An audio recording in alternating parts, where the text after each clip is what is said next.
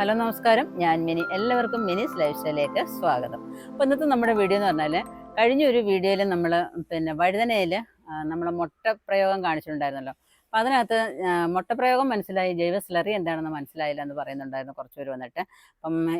അപ്പം നമുക്ക് മനസ്സിലായത് നമ്മുടെ വീഡിയോ ഒക്കെ കണ്ടിട്ട് പുതിയ ആൾക്കാർ ഇഷ്ടംപോലെ വരുന്നുണ്ട്. ഇഷ്ടംപോലെ ആൾക്കാർ കാണുന്നുണ്ട്, പക്ഷേ ആരും സബ്സ്ക്രൈബ് ചെയ്യുന്നില്ല എന്നെനിക്ക് മനസ്സിലാവുന്നുണ്ട്. അപ്പോൾ എല്ലാവരും ഒന്ന് സബ്സ്ക്രൈബ് ചെയ്തിട്ട് കാണാനായിട്ട് ശ്രമിക്കുക. ഇന്ന് നമ്മൾ ഉണ്ടാക്കാൻ പോകുന്നത് ജൈവ സ്ലറിയാണ്. അപ്പം നല്ലൊരു അടിപൊളി വളമാണ്. അപ്പോൾ അത് എങ്ങനെയാണ് നമുക്ക് ഉണ്ടാക്കുന്നത് നോക്കാം. വീഡിയോയിലോട്ട് പോകാം. വീഡിയോയിലോട്ട് പോകുന്നതിന് മുമ്പായിട്ട് നിങ്ങൾ ആദ്യമായിട്ടാണ് മിനിസ് ലൈഫ് ചാനൽ കാണുന്നുണ്ടെങ്കിൽ ഒന്ന് സബ്സ്ക്രൈബ് ചെയ്തിട്ട് കാണാനായിട്ട് ശ്രമിക്കുക. അതുപോലെ നിങ്ങൾക്ക് വിത്തുകളൊക്കെ ആവശ്യമുണ്ടെങ്കിൽ നമ്മുടെ minislife.com എന്ന് വിസിറ്റ് ചെയ്യുന്നുണ്ടെങ്കിൽ നിങ്ങൾക്ക് വിവിധ ഇനം പച്ചക്കറി വിത്തുകളൊക്കെ വാങ്ങിക്കാവുന്നതാണ്. അതുപോലെ നിങ്ങൾ ഫേസ്ബുക്കിലൊക്കെ കാണുന്നുണ്ടെങ്കിൽ അവിടെ ഒന്ന് ഫോളോ ചെയ്തേക്കാം. അപ്പം ജൈവ സ്ലറി ഉണ്ടാക്കാനാണ് നമ്മൾ പോകുന്നത്. അപ്പം ജൈവ സ്ലറിയൊക്കെ ഒഴിച്ചു കൊടുത്തതിന് ശേഷം ഞാൻ ഗ്രോ ബാഗ് നട്ടിരിക്കുന്നതായ എൻ്റെ 10 ഗ്രോ ബാഗിനകത്തുള്ള ചീരയാണ്. അപ്പം നല്ല വളർച്ചയാണ്, നല്ലൊരു വളർച്ച ത്വരകമാണ് നമ്മുടെ ജൈവ സ്ലറി എന്ന് പറയുന്നത്. അപ്പോൾ അത് എങ്ങനെയാണ് തയ്യാറാക്കുന്നത് നമുക്ക് നോക്കാം. ഇപ്പം നമ്മുടെ ചീരയ്ക്ക് മാത്രമല്ല കേട്ടോ, എല്ലാ പച്ചക്കറികൾക്കും ഫ്രൂട്ട്സ് മരങ്ങൾക്കും ഈ ജൈവ സ്ലറി അടിപൊളിയാണ്. ഇപ്പം ഞാൻ ഇതിനകത്ത് ചാണകമാണ് ഇടുന്നത്. ചാണകം വെറും പച്ച ചാണകം എന്ന് വെച്ചാൽ അന്നുള്ള ചാണകം കിട്ടാൻ ഇച്ചിരി ബുദ്ധിമുട്ടാണ്. ഇപ്പം ഇവിടെ കിടന്ന് നമ്മൾ വാങ്ങിച്ച ചാണകമാണ് എടുത്തിരിക്കുന്നത്. ഇപ്പം ചാണകം സ്വല്പം കൂടിയാലും കുഴപ്പമില്ല, അതൊരു 2-3 കിലോ കാണുമായിരിക്കും. അപ്പം അതിനകത്ത് നല്ല നമ്മുടെ കപ്പലണ്ടി പിണ്ണാക്കാണ്, കപ്പലണ്ടി പിണ്ണാക്ക് അല്ലെങ്കിൽ കടലപ്പിണ്ണാക്കെന്ന് പറയും, അത് 1 കിലോ അതിനകത്തോട്ട് ഇടാം. ഞാൻ നേരത്തെയൊക്കെ കാണിച്ചിട്ടുണ്ട്, പുതിയവർ വന്ന് കുറേ പേര് ഇങ്ങനെ പറയുന്നുണ്ട് ജൈവ സ്ലറി ഉണ്ടാക്കുന്നതൊന്ന് കാണിച്ചു തരണമെന്ന്. അപ്പം അതിന് പ്രകാരമാണ് നമ്മൾ വീണ്ടും ഇത് കാണിക്കുന്നത്. അപ്പോൾ ഇനി അടുത്തെന്ന് പറഞ്ഞാൽ വേപ്പും പിണ്ണാക്കാണ്. കണ്ടോ, വേപ്പും പിണ്ണാക്ക് ഇങ്ങനെ ഇരിക്കും, കണ്ടോ. അപ്പം എന്താണ് അത് ഞാനകത്തോട്ട് ഇടാം.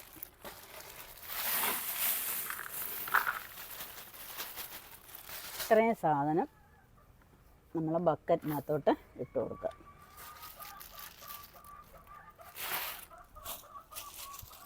ഇനി അതിൻ്റെ കൂടെ ഒരു സാധനങ്ങളുള്ളത് ശർക്കരയാണ്. ഒരു കൊച്ചു ശർക്കര എടുത്തിട്ടുണ്ട്, അതുകൂടെ അതിനകത്തോട്ട് ഇട്ട് കൊടുക്കുക. അതിൻ്റെ ഒരു സ്വല്പം പൊടിയും കൂടി ഇതിനകത്ത് കിടപ്പുണ്ട്, അതുകൂടെ അങ്ങ് ഇട്ട് കൊടുക്കുക. ഇനി അതിനകത്ത് നമുക്ക് വെള്ളം ഒഴിക്കാം.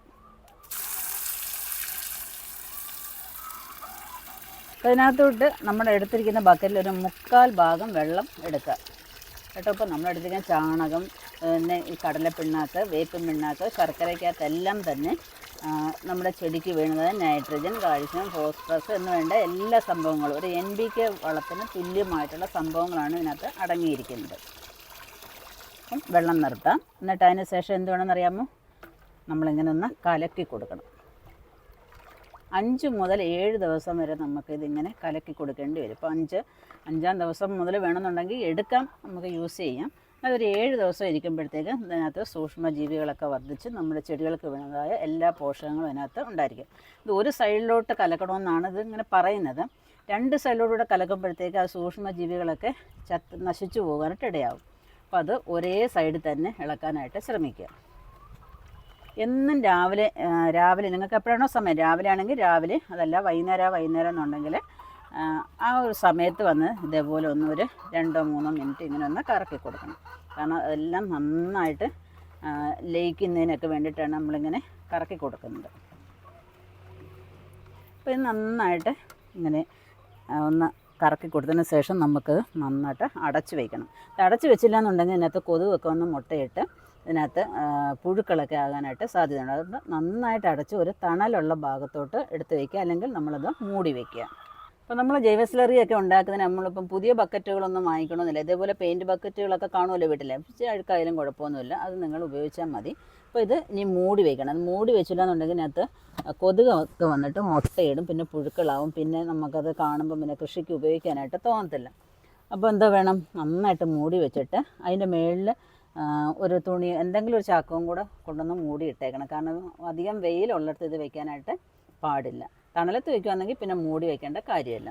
പിന്നെ നിങ്ങളിതിന് 7 ദിവസം കഴിഞ്ഞിട്ട് ഉപയോഗിക്കുമ്പോൾ ഉണ്ടല്ലോ, ഒരു കൊച്ചു കപ്പിനകത്ത് എടുത്തിട്ട് അതിൻ്റെ 10 ഇരട്ടി വെള്ളം നമ്മുടെ ചെടിയുടെ വലിപ്പത്തിനനുസരിച്ച് വേണം നമ്മളിതിനകത്ത് ഡൈല്യൂട്ട് ചെയ്യാനായിട്ട്. കുഞ്ഞു ചെടിക്കകത്ത് ഇതേപോലൊന്നും ഒഴിച്ചു കൊടുക്കരുത്. അപ്പോൾ അതിനനുസരിച്ച് വേണം ഇത് ഉപയോഗിക്കാനായിട്ട്. ഇത് ഒരുപാട് കൊണ്ടുവന്ന് പെട്ടെന്ന് വളരുമെന്ന് കരുതിയിട്ട് കൊണ്ടൊന്ന് ഒഴിച്ചു കൊടുത്താൽ നമ്മുടെ ചെടി വാടിപ്പോകത്തേ ഉള്ളൂ. അപ്പോൾ അതും കൂടെ നിങ്ങൾ ശ്രദ്ധിക്കുക. അപ്പോൾ നാളെ ഇന്ന് നമ്മളിത് ഉണ്ടാക്കി നാളെയൊക്കെ ദിവസം ആകുമ്പോഴത്തേക്ക് ഇത് നല്ലതുപോലെ പതഞ്ഞിങ്ങനെ പൊന്തി വരും കേട്ടോ. അപ്പോൾ നന്നായിട്ട് ഇത് കലക്കി കൊടുത്തുകൊണ്ടേയിരിക്കുക ഒരു 7 ദിവസം. പിന്നെയെന്ന് പറഞ്ഞാൽ ഇനി നിങ്ങൾക്ക് ജൈവ സ്ലറി ഉണ്ടാക്കാൻ ഇനി ആർക്കും അറിയത്തില്ല എന്ന് പറയരുത്. ഇത് എല്ലാവരും ചെയ്യണം. നിങ്ങൾ ചെയ്തിട്ട് കൃഷിക്കൊക്കെ ഉപയോഗിക്കണം. എന്നിട്ട് നിങ്ങളെല്ലാവർക്കും കൃഷിയെ സ്നേഹിക്കുന്ന എല്ലാവർക്കും ഒന്ന് ഷെയർ ചെയ്ത് കൊടുക്കണം. അപ്പോൾ ഇനി ആരും പറയത്തില്ലല്ലോ ജൈവ സ്ലറി ഉണ്ടാക്കാൻ അറിയത്തില്ല എന്ന്. അപ്പോൾ ഇങ്ങനെ നിങ്ങൾ എന്തായാലും കൃഷി ചെയ്യുന്നവരാണെന്നുണ്ടെങ്കിൽ ഈ ജൈവ സ്ലറി നിങ്ങൾ ഉണ്ടാക്കി വയ്ക്കുക.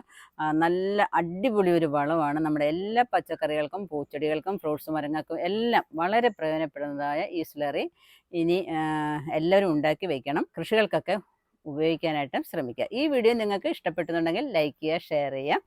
സബ്സ്ക്രൈബ് ചെയ്യാതെ കാണുന്നവരാണെന്നുണ്ടെങ്കിൽ ഒന്ന് സബ്സ്ക്രൈബ് ചെയ്തിട്ട് കാണാനായിട്ട് ശ്രമിക്കുക. അതുപോലെ നിങ്ങൾക്ക് കൃഷിയൊക്കെ ചെയ്യണമെന്ന് ആഗ്രഹമുണ്ട്, വിത്തുകളൊക്കെ കിട്ടുന്നില്ല എന്നുണ്ടെങ്കിൽ നമ്മുടെ വെബ്സൈറ്റായ minisLifestyle.com ഒന്ന് വിസിറ്റ് ചെയ്യുന്നുണ്ടെങ്കിൽ നിങ്ങൾക്ക് ആവശ്യമുള്ളതായ എല്ലാത്തരം വിത്തുകളും നിങ്ങൾക്ക് വാങ്ങിക്കാവുന്നതാണ്. അപ്പോൾ അടുത്ത വീഡിയോ കാണുന്നവരെ ഞാൻ മിനി. നന്ദി, നമസ്കാരം.